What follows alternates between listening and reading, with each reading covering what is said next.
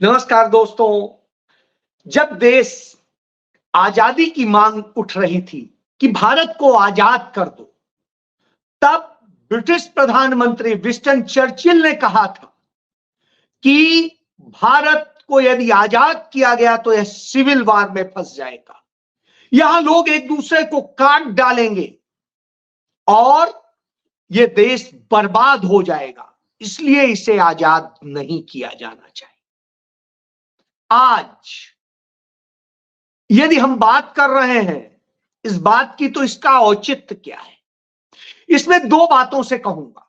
आज वही काम हो रहा है जो विंस्टन चर्चिल चाहता था। वो चाहता था कि भारत के अंदर सिविल वार हो और भारत में लोग एक दूसरे को काट कर मार डालें और यह देश गुलामी की तरफ बढ़ जाए। और भारत गुलामी की तरफ बढ़ चुका है। भारत ने सिर झुका करके अमेरिका की अधीनता स्वीकार कर ली है। जी हां, जब मैं इसकी बात करता हूं तो मुझे याद आता है डॉक्टर भीमराव अंबेडकर ने, जब उनकी उम्र 44 साल की थी, 40 साल की, उस वक्त उन्होंने कहा था, मैं हिंदू जरूर पैदा हुआ लेकिन मरूंगा हिंदू नहीं, क्योंकि इस धर्म में जितनी बुराइयां हैं उन बुराइयों ने हमें आघात पहुंचाया है, बड़े घाव किए। वो धर्म को बुरा नहीं कह रहे थे, वो बुरा कह रहे थे इसकी जो परंपराएं हैं, कुरीतियां हैं और जिस तरीके से मनुवाद था, उस मनुवाद के खिलाफ वो यह बात कह रहे थे। और इसलिए उन्होंने पहले अपना मन इस्लाम धर्म स्वीकार करने का बनाया और बहुत दिनों तक वह इस्लाम धर्म के प्रति रुझान रखते थे। बाद में उन्होंने बौद्ध धर्म को सबसे श्रेष्ठ पाया, क्योंकि उसमें जो मानवता, श्रेष्ठता, बराबरी का सिद्धांत था, वो शायद सबसे ज्यादा था। जी बिल्कुल यही बात। लेकिन उन्होंने हिंदू धर्म की कुरीतियों को छोड़ के कभी भी किसी धर्म की बुराई नहीं की। लेकिन आज भारत इस्लामोफोबिया में ग्रसित करा दिया गया है। और ये इस्लामोफोबिया किसी और की देन नहीं है, ये आरएसएस बीजेपी की देन है, जनसंघ की देन है, हिंदू महासभा की देन है। जी हां, यह इस्लामोफोबिया उस वक्त मिल करके तैयार किया गया जब मुस्लिम लीग, जो पाकिस्तान की मुस्लिम लीग है, उसके साथ मिल करके, और यह साजिश रची गई थी भारत को सिविल वार में फंसाने के लिए। यह 1948 में इस पर काम शुरू हुआ। महात्मा गांधी को मारने के लिए 20 जनवरी 1948 को बिरला भवन पर बम फेंका था। और जब बम फेंका गया था, उस समय जो बम फेंका गया था उसके जरिए यह कोशिश की गई थी कि इसको किया जाए। जब वह फेल हो गया तो उसके बाद में एक दूसरी प्लानिंग की गई। गोडसे ने अपना खतना करवाया बेंगलोर में, और बेंगलोर से खतना करा करके आया। सावरकर के साथ में उसकी बैठक सावरकर भवन में हुई थी, वहीं पनवेल में, दादर में। और वहां पर बैठ करके पूरी प्लानिंग तैयार की गई थी। और इस प्लानिंग के मामले में पूरी रिपोर्ट उस समय सीआईडी के अफसर थे जिम्मी नागरवाला, जो पारसी थे, उन्होंने मुंबई प्रांत के गृह मंत्री मोरारजी देसाई को पूरी रिपोर्ट दी थी और अनुमति मांगी थी कि वहां छापा मार करके ये गांधी जी की जो हत्या का प्लान कर रहे हैं उसे कैसे नष्ट किया जाए। तो अब आप समझ लीजिए, तब वहीं से प्लानिंग होके चली थी। और गांधी जी की हत्या में जो 9 मुल्जिम थे, उनमें एक मदन लाल पहवा भी था, जिसने 20 जनवरी को बम फेंका था। और उन 9 में एक बीडी सावरकर भी था। जिसने यह पूरी साजिश रची थी, जिसे पुणे गैंग के रूप में कहा गया। और इसमें सबसे बड़ी बात है कि ग्वालियर का वह डॉक्टर जो परचुरे, जिसने, जो योगी आदित्यनाथ है, इसके गुरु महंत दिग्विजय नाथ की जो रिवॉल्वर थी बरेटा की पिस्टल, वह पिस्टल इतनी महंगी पिस्टल उसको प्रोवाइड की गई और वह डॉक्टर परचुरे ने दी गोडसे को, और गोडसे ने उसी से गांधी जी की छाती में गोलियां दाग दी थी। और वो खतना करा के पहुंचा था, जिससे उसे पता था कि जिस तरह की घटना होगी वो अपने, और इसीलिए वहां पर अल्लाहू अकबर चिल्लाया गया था। लेकिन ये तो कहिए, तत्कालीन वायस राय जो थे, उन्होंने बुद्धि का काम किया, उन्होंने कहा मारने वाला हिंदू है, और बाद में उन्होंने स्वीकारा कि उन्हें इसका पता नहीं था वो हिंदू है कि कौन है। लेकिन उन्होंने इसलिए कहा था क्योंकि सिविल वार करने की जो साजिश रची गई थी उस कारण, और वो विपरीत थे विंस्टन चर्चिल से। विंस्टन चर्चिल नहीं चाहता था कि भारत आजाद हो, लेकिन नेहरू जी के मित्र होने के कारण उन्होंने भारत की आजादी में एक अहम भूमिका अदा की थी। तो अब आप समझ सकते हैं कि यह स्थिति थी। तो तब इन्होंने इस्लामोफोबिया के जरिए यह पूरी साजिश रची थी। इस बारे में डॉक्टर राजेंद्र प्रसाद का की चिट्ठी है, जो चिट्ठी वो सरदार वल्लभ भाई पटेल को लिखते हैं। सरदार वल्लभ भाई पटेल भी कई चिट्ठी लिखते हैं, उन्हें कुछ और चिट्ठियां मिलती हैं कि किस तरह से भाजपा ने तमाम सारे वह लोग तैयार किए हैं जो मुस्लिम जैसे दिखते हैं वेशभूषा में, और उसके बाद में उनके जरिए दंगे फसाद कराने की साजिश। बहरहाल वह साजिश तो बच गई। इस्लामोफोबिया का वह प्रयोग जब फेल हो गया तो तमाम प्रयोग कालांतर में होते रहे। इसीलिए नरेंद्र मोदी बार बार कहते हैं कि कपड़ों से पहचाना जाता है, क्योंकि यह इनके पूरे जो इनका संघ परिवार है जो इस्लामोफोबिया से ग्रसित है, वो सालों साल से यही साजिश रच रहा है। उस समय तत्कालीन कानून मंत्री डॉक्टर भीमराव अंबेडकर ने इस पूरी साजिश के खिलाफ कार्रवाई करने का कानूनी पहलू उसको लेकर के उन्होंने ही शुरू किया था। तो यानी इस पूरे खेल को समझ सकते हैं। चलिए आगे बढ़ते हैं। ये तमाम साजिशें जब वो हो जाती हैं तो किस तरह से सावरकर और उनके साथी साजिश रचते हैं डॉक्टर भीमराव अंबेडकर को हरवाने के लिए। तो इसका सबसे बड़ा उदाहरण है कि डॉक्टर भीमराव अंबेडकर को कांग्रेस चाहती थी कि वो साथ मिलकर चुनाव लड़े, मगर बीडी सावरकर और उनके पूरे गैंग ने उन्हें बरगलाया, कहा हम साथ देंगे, आप अलग लड़ो। और वो अलग लड़े, चुनाव हार गए, अपने पीए से चुनाव हार गए। तो जो वो साजिश रची थी, इस पर डॉक्टर भीमराव अंबेडकर ने अपने दोस्त को जो चिट्ठी 18 जनवरी 1952 में लिखी, उसमें उन्होंने खुद लिखा था कि मुझे हराने में एस.ए. डांगे और सावरकर का हाथ। उन्होंने पूरी साजिश रची है। तो आज भी वही साजिश रची जा रही।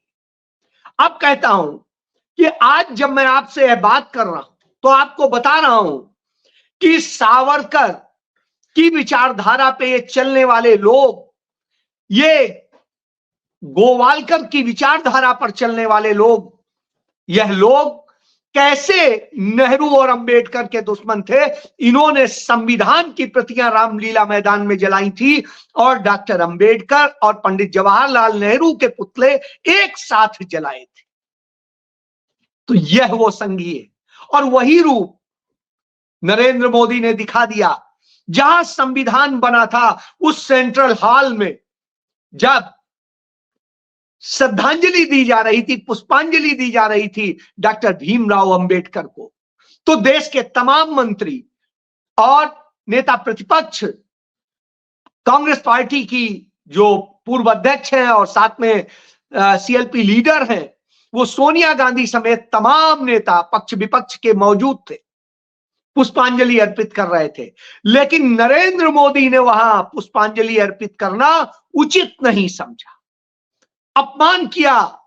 वो बहाना करके हरियाणा चले गए। सुबह वह पुष्पांजलि अर्पित करके भी जा सकते थे, विशेष विमान से ही जाना, चाहे जब जाए, उनको तो एयर ट्रैफिक भी फ्री मिलता है।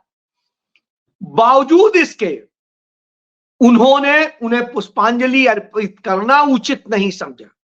इससे आप समझ सकते हैं कि किस तरह दलित विरोधी इनकी नीति रही है, और वही नीति आज भी है। आरएसएस के लोग लगातार यही करते हैं। कांग्रेस पार्टी ने ही डॉक्टर भीमराव अंबेडकर को संविधान सभा का सदस्य अपने सदस्य एमआर जयकर के इस्तीफा दिला करके बनवाया था। कांग्रेस पार्टी ने ही उन्हें संविधान सभा में जो ड्राफ्टिंग कमेटी है, प्रारूप समिति, उसका अध्यक्ष बनवाया था। कांग्रेस पार्टी ने ही उन्हें कानून मंत्री बनाया था, और कांग्रेस पार्टी ने ही उन्हें राज्यसभा भेजा था जब वो 2 बार चुनाव हार गए। तो आप इससे समझ सकते हैं कि किसने सम्मान दिया, किसने अपमान किया, और आज भी कर रहे हैं, वो देख लीजिए।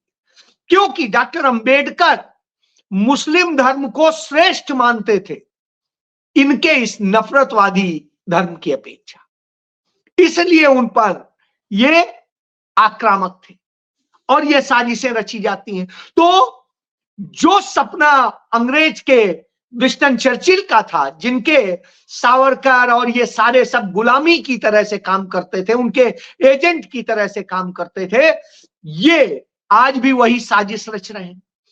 आप देखिए जिस तरीके से नफरत का खेल पूरे देश में, कभी औरंगजेब के नाम पे, कभी राणा सांगा के नाम पे, कभी राणा प्रताप के नाम पे, या कभी किसी और नाम पे फैलाया जाता है। मुगलों के नाम पर नफरत फैलाई जाती है। तो मुझे एक सिख विचारक कहने लगे, यदि मुगलों का इतिहास हटा देंगे तो सिख इतिहास तो अपने आप मिट जाएगा, क्योंकि सिख धर्म का जो उदय हुआ वो मुगल काल में ही हुआ।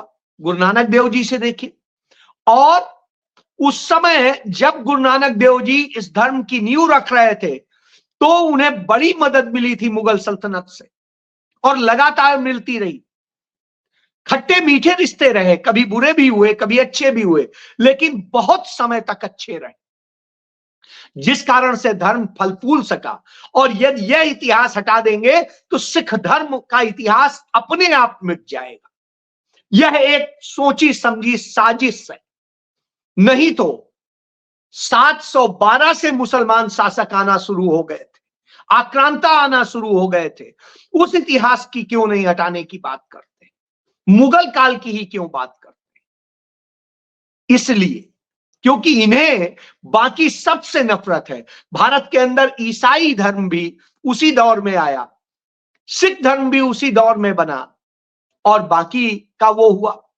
इन्होंने धीरे धीरे जैन धर्म और बौद्ध धर्म पर कब्जा करने का काम कर लिया है, और अब ये वक्फ बिल के जरिए जिस तरह से मुस्लिम धर्म के तमाम संस्थाओं, संपत्तियों पर कब्जा करना चाहते हैं, वो इसीलिए है कि आधिपत्य हो जाएगा तो हम क्या करेंगे। और सिख धर्म में तोड़फोड़ कराने के लिए इन्होंने शिरोमणि गुरुद्वारा प्रबंधक कमेटी में खेल किया, जत्थेदारों के जरिए खेल किया। वह सब चीजें अब सामने आ चुकी हैं। ईसाई धर्म में तोड़फोड़ कराने के लिए बिशपों से मिलकर के और खेल किए जा रहे हैं। तो सारी चीजें यही है, इसलिए हमला करते हैं, इसलिए इनका इस्लामोफोबिया है। तो जो डॉक्टर अंबेडकर ने कहा था वो बौद्ध मरे, वो हिंदू नहीं मरे। और उन्होंने अपने लोगों से कहा था, आप पढ़िए, शिक्षा को आगे बढ़ाइए, धर्म के चक्कर में मत पड़िए, धर्म आपको बर्बाद कर देगा। आप पाखंड में नहीं, आप शिक्षा, ज्ञान, विज्ञान पर फोकस कीजिए, वही आपको बचाएगा। बहरहाल तमाम सारे लोगों पे इसका असर पड़ा, उन्होंने अपने आप को सुधारा, लेकिन ये नहीं सुधारते, ये साजिश रचते हैं। कभी दलितों पे हमला कराते हैं करणी सेना से, कभी ब्राह्मणों पर हमला कराते हैं करणी सेना से, कभी यादवों के ऊपर हमला करते हैं तमाम तरह से, और कभी कुछ और मनगढ़ंत कहानियां बनाते हैं। लेकिन सच यह है कि जिस तरह की ये साजिशें रचते हैं वो अपने आप में बताता है कि ये क्या है। और वही खेल आज भारत में हो रहा है। पश्चिम बंगाल में वो निर्दोष हिंदू मार दिए गए। क्यों मार दिए गए? इस नफरत को यदि नरेंद्र मोदी ने नहीं पनपाया होता तो वहां यह घटना नहीं होती, और वहां की भी टीएमसी सरकार यदि कायदे से इसको हैंडल करती तो यह घटना नहीं होती। लेकिन जिस तरह से अदालत हो, राज्यपाल हो, मोदी और उनकी सरकार हो, सब आक्रामक हुए पड़े हैं उस घटना पर, तो वो इस पर क्यों नहीं बात करते कि नागपुर में मुस्लिम लड़के मार दिए गए?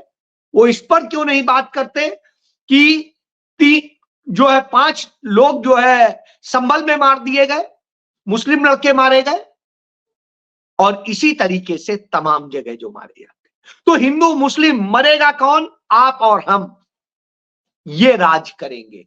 इसलिए उस राज करने की इस राजनीति के तहत ये करते हैं। यही इन्होंने गांधी जी की हत्या करा के किया था, और तभी आपटे ने नारा लगाया था अल्लाहू अकबर, जिससे लोग ये सोचे कि मुसलमान ने मार दिया और गोडसे पीट के मार दिया जाए तो मुस्लिम दिखाई दे, और मुस्लिम दिखाई दे तो सबूत हो जाए कि अरे ये तो मुस्लिम था, ये तो कहिए वक्त पर सही डिसीजन ले लिया गया।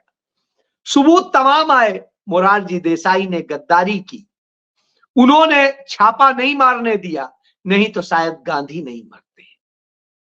और उनके बारे में आ गया था कि वो किस तरह से सीआईए से पेंशन लेते थे, एक मानदेय उन्हें आता था।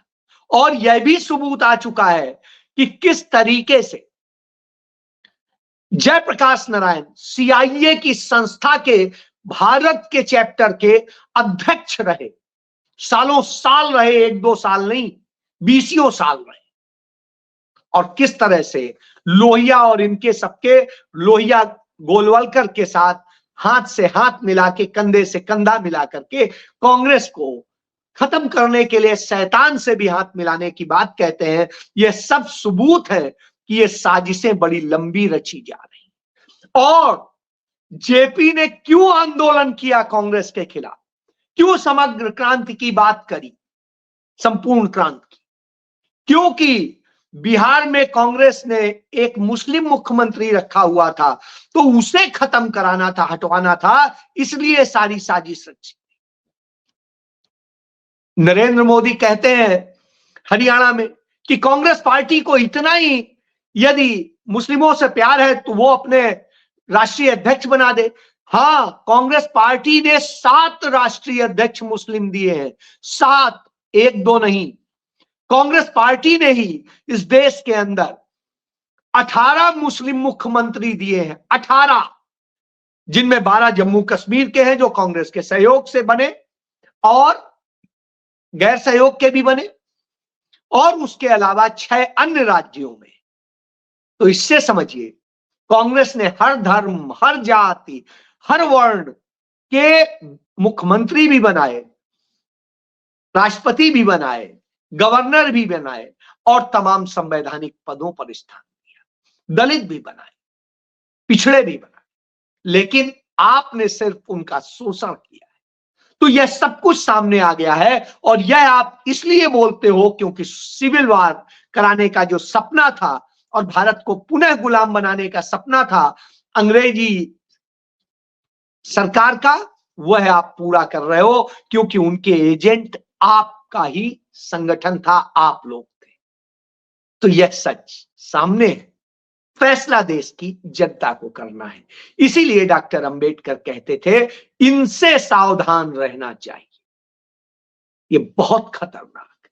और इसीलिए वो हिंदू राष्ट्र का सदैव विरोध करते रहे, खुल के करते रहे, और उन्होंने जो शब्द कहे वो अपने आप में तारीख। तो सोचिए आप क्या करना है। जय